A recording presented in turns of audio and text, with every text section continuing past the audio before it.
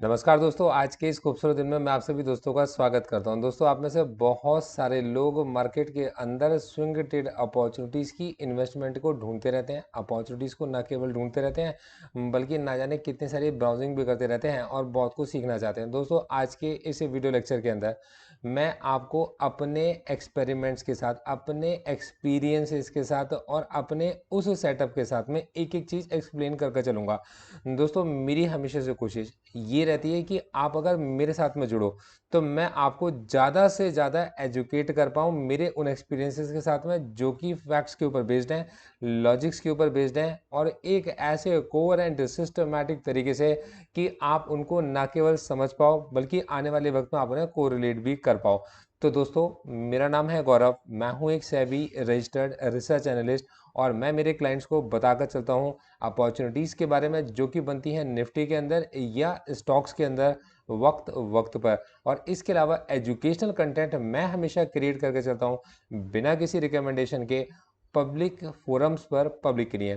तो दोस्तों, आज मैंने जिस टॉपिक को सेलेक्ट किया है कि किस तरीके से स्विंग ट्रेड अपॉर्चुनिटीज़ की स्टॉक्स को हम लोगों ने छांटा, क्या उस केस में हमारा माइंडसेट था, किस तरीके से हम उनके अंदर रीबैलेंसिंग क्रिएट करते चले गए और आने वाले वक्त के अंदर हम लोगों ने उसके अंदर प्रॉफिट को जनरेट करा और मार्केट में हमारी कुछ अच्छी रिटर्न्स भी निकल कर आई जो काफ़ी ज़्यादा रिवॉर्डिंग रही, एनकरेजिंग रही और हमारे जितने इन्वेस्टर्स हैं उन्होंने पसंद भी किया। लोगों ने हमें ज्वाइन किया, किसी ने 1 महीने के लिए, किसी ने 2 महीने के लिए, किसी ने 3 महीने के लिए, किसी ने 6 महीने के लिए और बहुत सारे हमारे क्लाइंट्स ने हमें बार बार रिपीट किया। तो दोस्तों, मैं उसी स्टेप्स में एक स्टेप आपको आगे लेकर जाता हूँ। मैं अपने स्विंग ट्रेड अपॉर्चुनिटीज़ गुल्लक के बारे में मैं आपको सब कुछ समझाता हूँ। क्या वो सिस्टम है, क्या वो माइंडसेट है, क्या वो सेटअप है, मैं आपको एक ही चीज़ सिखाऊंगा। तो पहले बहुत ध्यान से समझो दोस्तों, स्विंग का मतलब क्या होता है। दोस्तों, झूला एक तरीके का स्विंग है, पेंडुलम एक तरीके का स्विंग है। स्विंग का सीधा सा मतलब है कि मार्केट में इमोशंस का स्विंग होना। दोस्तों, ये इमोशंस मार्केट में स्टॉक को महंगा खरीदवाते भी हैं और सस्ता बिकवाते भी हैं। दोस्तों, स्टॉक्स को कोई तो बेच रहा होगा जो आप खरीद पा रहे हो और दोस्तों, आप अगर उन स्टॉक्स को बेच पा रहे हो तो दोस्तों कोई तो उनको खरीद पा रहा है। तो दोस्तों, लॉजिक यहाँ पर ये निकल कर आता है इमोशंस के स्विंग। तो swing trade opportunities other than emotions के स्विंग और कुछ नहीं होती है। दोस्तों, हमारा ऑब्जेक्टिव होता है हम ऐसे स्टॉक्स को ढूंढ पाएं जो आज नहीं आने वाले वक्त में परफॉर्म करेंगे। तो एक स्विंग ट्रेड अपॉर्चुनिटीज के अंदर इन्वेस्ट करने वाला व्यक्ति बहुत सब्र वाला व्यक्ति होता है। दोस्तों, वो अपनी इन्वेस्टमेंट को आज नहीं आने वाले वक्त के लिए सोच कर चलता है। वो वक्त एक हफ्ते का भी हो सकता है, एक महीने का भी हो सकता है, 6 महीने का भी हो सकता है, एक साल का भी हो सकता है। दोस्तों, बहुत बड़ी बात नहीं है। अगर आप बड़े बड़े पेंशन फंड्स को देखो जिन्होंने इंडिया के अंदर अपनी इन्वेस्टमेंट की हुई है, दोस्तों उनकी जब एक्यूमुलेशन चलती है तो वो 2-2 साल तक केवल एक्यूमुलेट ही कर रहे होते हैं और दोस्तों उसके बाद जब वो सेल करने पर आते हैं दोस्तों तो वो बहुत बड़ा प्रॉफिट बुक करके मार्केट से लेकर जाते भी हैं।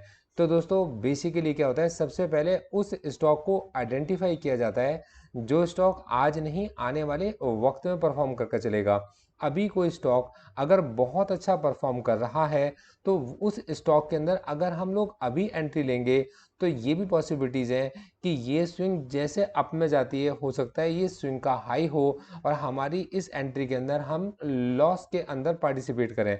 तो दोस्तों, सबसे बढ़िया होता है कि ऐसे स्टॉक को ढूंढना जो स्टॉक आज परफॉर्म ना करते हों, आज परफॉर्म ना कर रहे हों लेकिन आने वाले वक्त के बाद परफॉर्म कर कर चलेंगे। तो सबसे पहले इस तरीके के स्टॉक्स को आइडेंटिफाई किया जाता है। अब दोस्तों, ये स्टॉक्स ऐसे स्टॉक्स होने चाहिए जिन स्टॉक्स के अंदर लिक्विडिटी ज़्यादा होती है। दोस्तों, लिक्विडिटी किसी भी चीज़ के अंदर तभी क्रिएट हो सकती है जब उसके अंदर मार्केट पार्टिसिपेंट्स ज़्यादा हों, मतलब कोई उसको खरीदने वाला भी हो और कोई उसको बेचने वाला भी हो। तो दोस्तों, ये स्टॉक्स ढूंढना जिन स्टॉक्स के अंदर लिक्विडिटी है, स्विंग ट्रेड अपॉर्चुनिटी की अगली बहुत इंपॉर्टेंट स्टेप बनती है। तो सबसे पहले हम स्टॉक्स को केयरफुली सेलेक्ट करते हैं। शॉर्टलिस्ट करते हैं उन स्टॉक्स को जिनका आने वाले वक्त में फ्यूचर अच्छा हो सकता है। दोस्तों इन स्टॉक्स के अंदर से हम उन स्टॉक्स को निकालते हैं कि जिन स्टॉक्स के अंदर लिक्विडिटी ज़्यादा होती है।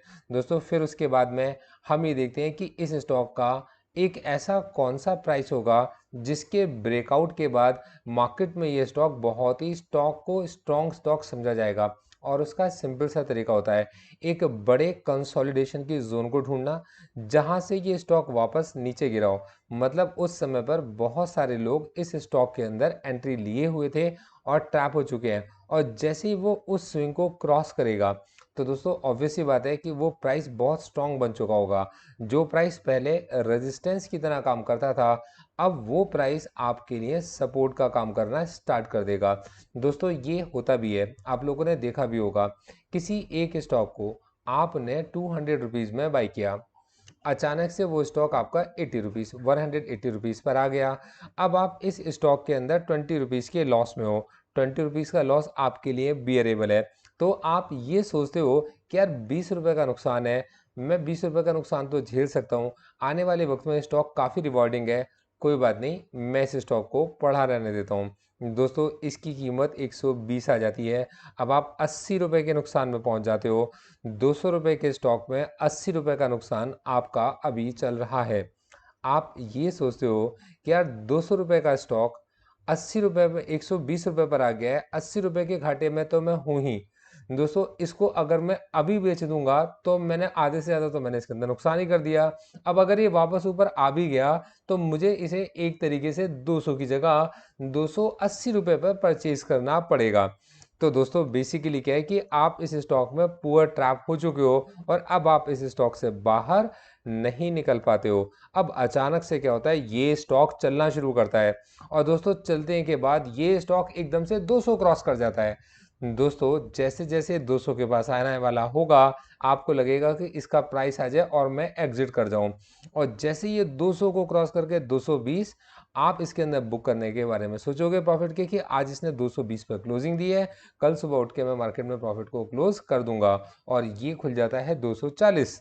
तो अब आपको क्या लगता है कि यार ये स्टॉक अब मेरा मोमेंटम पकड़ चुका है, 200 रुपये पर मेरी इसके अंदर एंट्री थी, अब 200 रुपये मेरा स्टॉप लॉस हो गया है, इस 200 रुपये के स्टॉप लॉस के साथ अब तो मैं इस स्टॉक के अंदर बैठा रहूंगा, अब मैं इस स्टॉक को छोड़कर नहीं जाऊंगा। दोस्तों ये साइकोलॉजी जो आप सोचते हो ऐसा सब सोच के चलते हैं। तो सबसे पहले हमें ऐसे स्टॉक के एक स्ट्रॉन्ग प्राइस को ढूंढना बहुत ज़रूरी होता है जहां एक्यूमुलेशन हुई हो और इस साइकोलॉजी के according market participant poor trap हो गए हो और आज उनकी पोजीशन अच्छी बन गई हो। तो ये एक बहुत important factor swing trade opportunities के लिए हमेशा रहता है।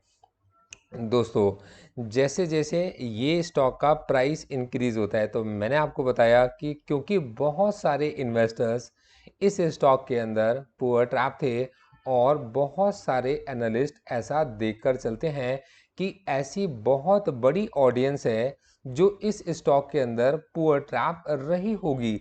अब इसके एग्जाम्पल बहुत सारे स्टॉक्स हो सकते हैं। ऐसे स्टॉक्स जिनकी कीमत कभी 350 थी और वो 5 रुपये पर आ गए, ऐसे स्टॉक जिनकी कीमत कभी 300 रुपये थी, साढ़े मतलब 1400-1500 रुपये थी, और दोस्तों वो स्टॉक आपके पास में 5 रुपये 6 रुपये पर आ गए। तो बहुत बड़े इन्वेस्टर्स का चंक इसके अंदर इन्वेस्टेड है। अब दोस्तों जैसे जैसे स्टॉक आउट परफॉर्म करने शुरू करेंगे, नीचे के लेवल से उठने शुरू होंगे, बहुत सारे एनालिस्ट, बहुत सारे यूट्यूबर्स और बहुत सारे न्यूज़ एंकर्स इन स्टॉक्स को आइडेंटिफाई करते हैं कि एक बड़ी ऑडियंस मिलेगी और बहुत बड़े न्यूज़ फ्लोज हमें यहाँ पर देखने को मिलते हैं इन स्टॉक्स के बारे में। दोस्तों यहाँ से आप भी एक्टिव होना शुरू हो जाते हो। लोग अपने हाथ चेंज कर रहे होते हैं। कुछ लोग जो नीचे से खरीद कर लेकर आए थे, छोटे छोटे अमाउंट में अपना प्रॉफिट बुक कर रहे होते हैं और इन स्टॉक्स के अंदर अपनी मल्टीपल एंट्रीज लेकर चलते हैं। दोस्तों बहुत सारे लोग इन स्टॉक्स को निफ्टी के साथ भी कोरिलेट कर कर चलते हैं कि निफ्टी के फॉल के साथ, मतलब बड़े 50 स्टॉक्स के फॉल के साथ ये स्टॉक फॉल हुए थे।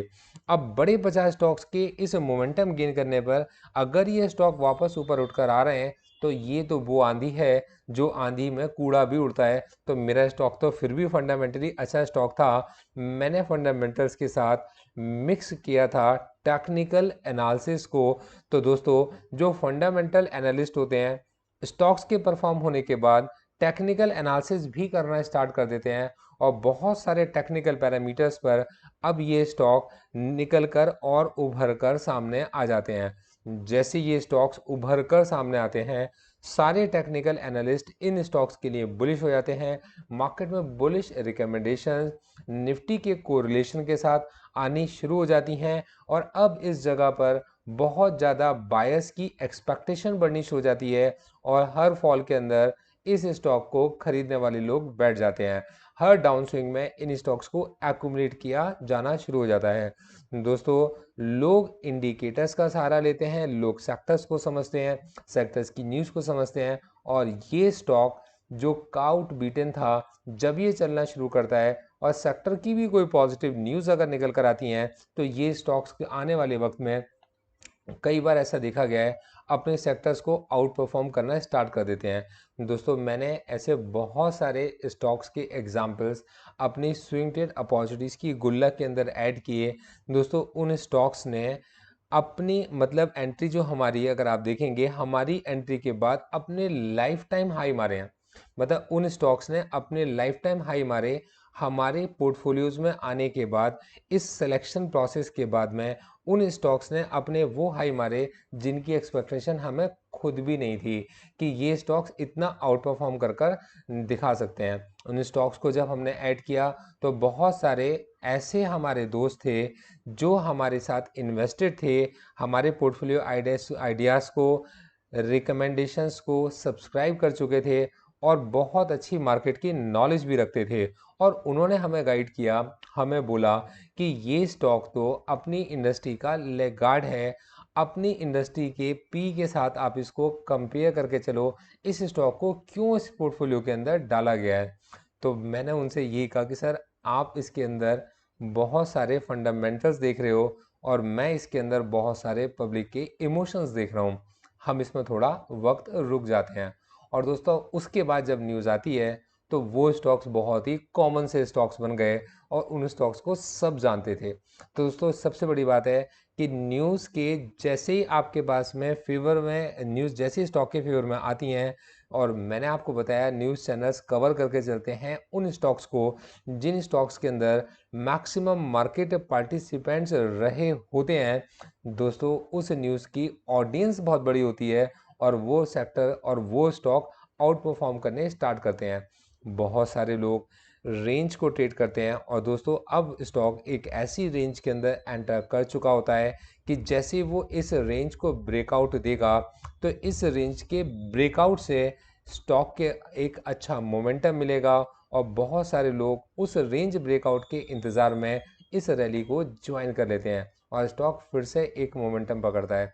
दोस्तों, हमारे लिए ये समय बड़ा अच्छा समय होता है कि वो सारी पॉजिटिव न्यूज़ जब स्टॉक के अंदर इकट्ठी हो चुकी होती हैं, हमारे लिए वो स्विंग हाई होता है, और हम उस जगह पर अपना प्रॉफिट बुक करते हैं और वापस आराम से बैठ जाते हैं। मार्केट में कुछ और स्टॉक्स को ढूंढने के लिए जिनके अंदर न्यूज़ नहीं है, जिनके अंदर इन्वेस्टर्स हैं और ट्रैप्ड हैं, और जिनके अंदर प्रोफेशनल लेवल की एक्यूमुलेशन चल रही है।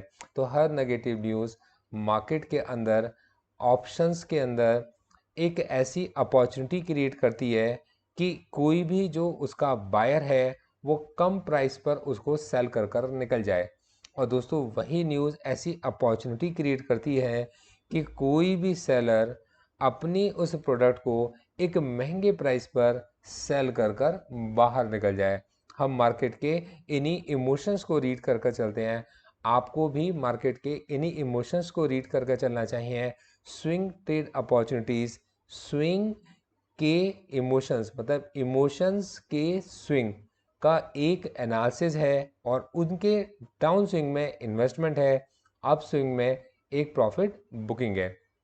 आपको मेरे वीडियो पसंद आया होगा, उम्मीद करके चलता हूँ कि आप मेरे साथ जुड़े रहेंगे, और अपने इस दोस्त को अपने सभी दोस्तों के साथ में ज़रूर इंट्रोड्यूस कराएंगे, मेरे इस वीडियो को ज़्यादा से ज़्यादा स्प्रेड करने में मेरी मदद करेंगे। Thank you so much, all the best.